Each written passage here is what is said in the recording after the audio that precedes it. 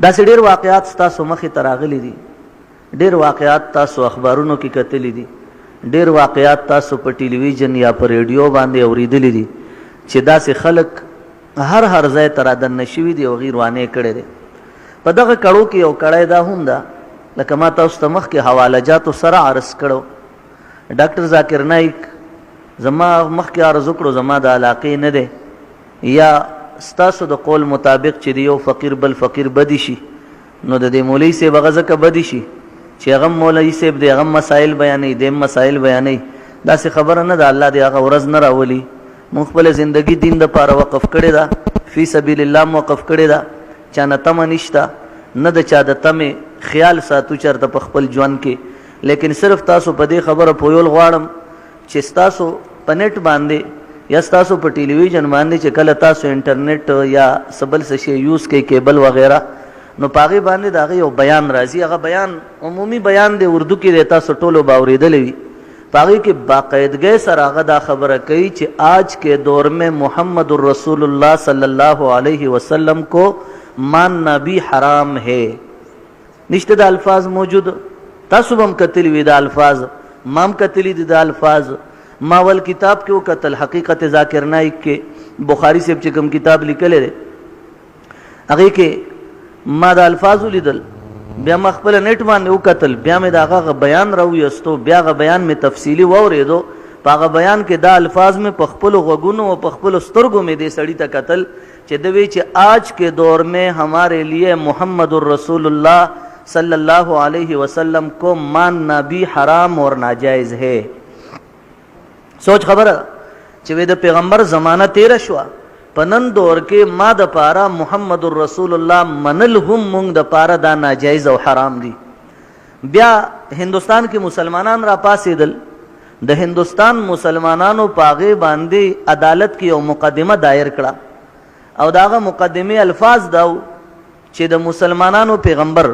محمد رسول الله صلی الله علیه وسلم پشان کې سوکم گستاخیو کی داغه سزا پانسی ده. او په دې هندوستان ملک کې چونکه مسلمانم به حیثیت یو قوم اوسیږي،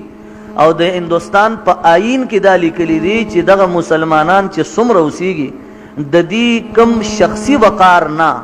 شخصي اقدار نه، د دې دینی اقدار ته چې کم سړی نقصان ورسوي، که هغه اکثریت سره تعلق لري، که اقلیت سره تعلق لري، نو د هغې سزا په آئین چې کومه موجوده ده نو هغه دې ورکړی شي. کله چې دا مقدمه عدالت ته لاړه، هندو جج ناستو، هندو جج په فیصله ورکوله چې دا کم سړي د الفاظ ویلي دی د عدالت ته حاضر شي. نو بیا ذاکر نایک د دې په بدله کې خپل یو جواب داوه لیکله، نو په هغې کې معافینامه ولیکله. هغه د هغه ځای په کمشنر په نوم هم هغه معافینامه موجوده ده، بیا د عدالت په نوم هم معافینامه موجوده ده. نو د هغه یو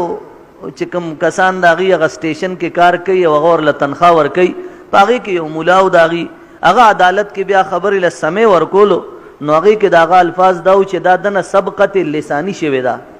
سبقت لساني څه ته وایي؟ سبقت لساني دې ته وایي چې انسان یو لفظ وایي، هغه لفظ کې ته غلطي وشي.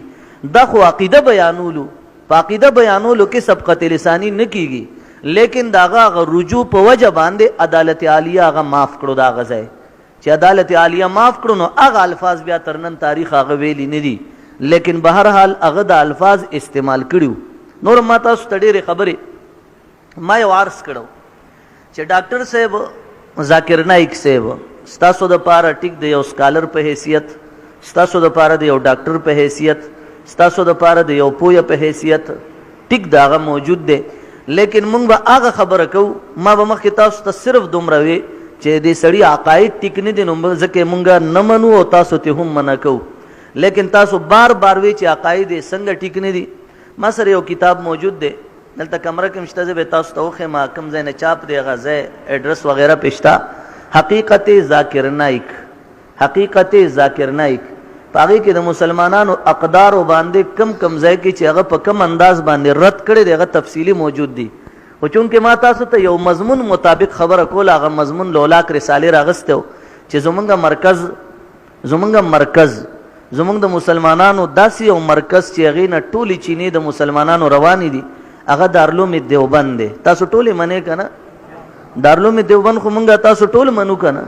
زمونږ مرکز دی کنه دارالعلوم دیوبند چې مونږ ته کومه فتوا راکړي هغه مونږ دپاره سر بچشم قبوله ده کنه او هغه فتوا باندې مونږ هر ځای کې عمل کولو ته خپل سعادت ګڼو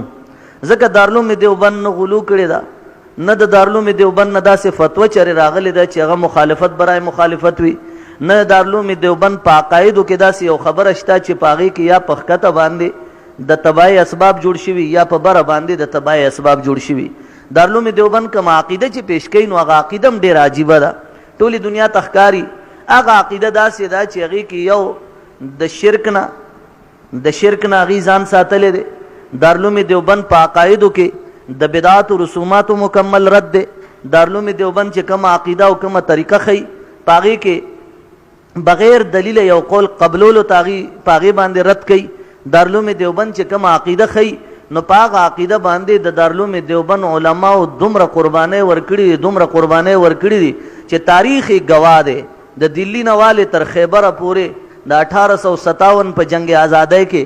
یا تحریک ریشمی رومال کې د دارالعلوم دیوبند علما د سور په سرمنو کې بند شو او هغه سرمنې ورپسې وګنډلې شوې او د خورې تیل پې واړولی شو او بیا هغې ته اور ورته کړی شو هغه د سور په سرمنو کې اوس وزېدل لیکن دارالعلوم دیوبند د خپلې فتوی نه رجوع چرته نه ده کړې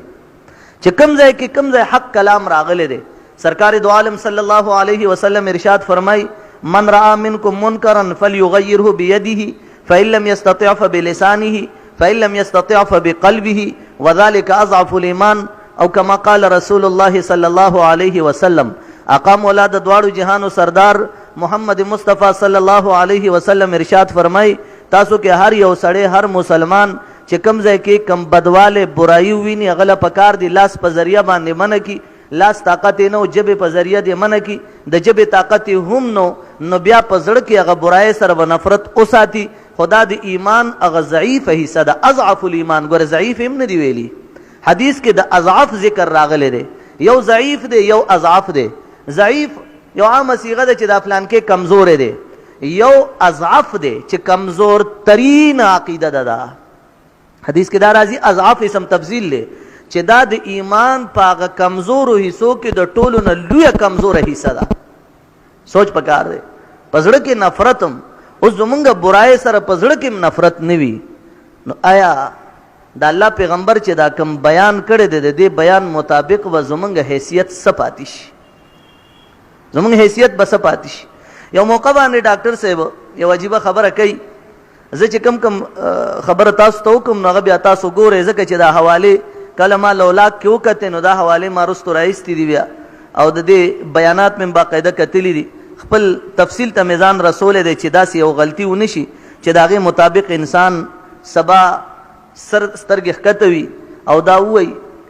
یو سړی وګوره عدالت عالیه کې یو سړی ووایي چې زما مشر دی ډاکټر ذاکر نایک زما مشر دی او د فلانکي مولوي صاحب په هغه باندې دا رد کړو نو زه به عدالت ته حاضرېږم چې زه عدالت ته حاضرېږم ما به د مخکې نه ځان په یو څیز باندې کلک پویه کړی نو عدالت ته چې زه حاضرېږم زه به جواب کولی شم که چېرې زه ځان نه داسې یو خبره وکړم تا عدالت ته لاړې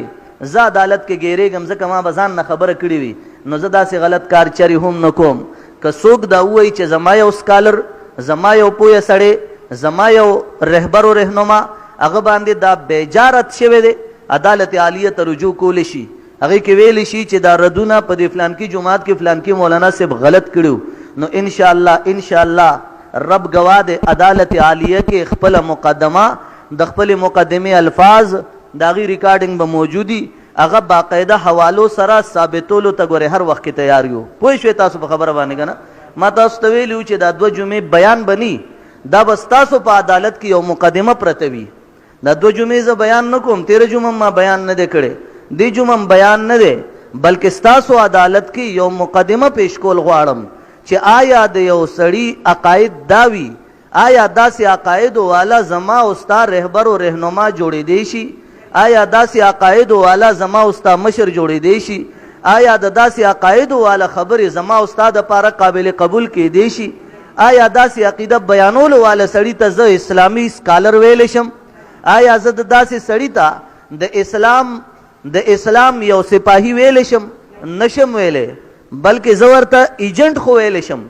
لیکن زه هغه ته چرم د اسلام سپاهي نشم ویلی چې داسې عقاید مسلمانانو کې خوار کړی وي او بیا زمونږ نوجوان طبقه زمونږ ګریجویټ طبقه زمونږ هغه طبقه چې د کالج یونیورسيټي سره تعلق ساتي نو هغه طبقه ته زه جولای خورم هغه طبقه ته درخواست کوم دا هغه طبقه د یو سړی کور ته په جرګه باندې تلل